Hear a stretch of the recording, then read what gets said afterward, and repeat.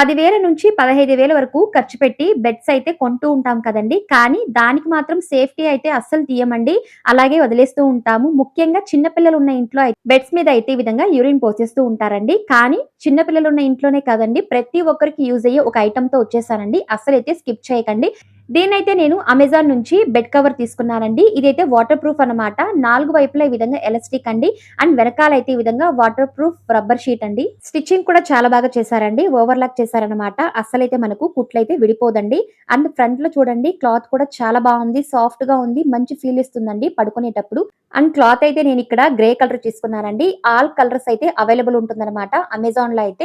రీసెంట్‌గా మేము బెడ్ తీసాం. బయటైతే 15,000 పడుతుందండి. మాకైతే క్యాంటీన్‌లో 9,000 పడిందనమాట. బ్యాక్ పెయిన్ కారణం వల్ల ఇంత కాస్ట్ పెట్టి బెడ్ అయితే కొన్నానండి.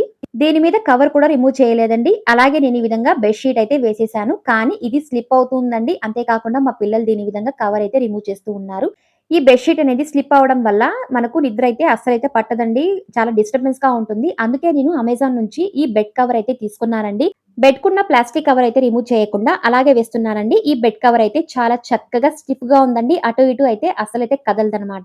ఈ విధంగా దీని మీద నేను మరొక బెడ్ షీట్ అయితే ఈ విధంగా వేసుకున్నానండి. క్లాత్ అయితే ముందులాగా అస్సలు కదలలేదండి. చాలా స్టిఫ్‌గా ఉంది. మనకు పడుకునేటప్పుడు కూడా డిస్టర్బెన్స్‌గా ఉండదనమాట. అమెజాన్‌లో అయితే ఈ బెడ్ కవర్స్ అనేవి ఆల్ కలర్స్ అనేవి అవైలబుల్‌గా ఉన్నాయండి. అండ్ డిఫరెంట్ సైజెస్‌లో ఉన్నాయన్నమాట. మీరైతే చెక్ చేసుకోవచ్చండి. ఈ లింక్ అనేది నేను పైన ఇస్తానండి. అండ్ డిస్క్రిప్షన్‌లో కూడా ఇస్తాను. తప్పకుండా విజిట్ చేయండి. చాలా చాలా యూజ్ అవుతుంది. దీని ప్రైస్ కూడా జస్ట్ 547 అండి. కొత్తగా బెడ్స్ కొన్న వాళ్ళు ఈ కవర్ ని తప్పకుండా ట్రై చేయండి. క్వాలిటీ చాలా బాగుంది. అంతేకాకుండా లో బడ్జెట్ అన్నమాట. తప్పకుండా ట్రై చేసి ఎలా ఉందో ప్లీజ్ కామెంట్ చేసేయండి.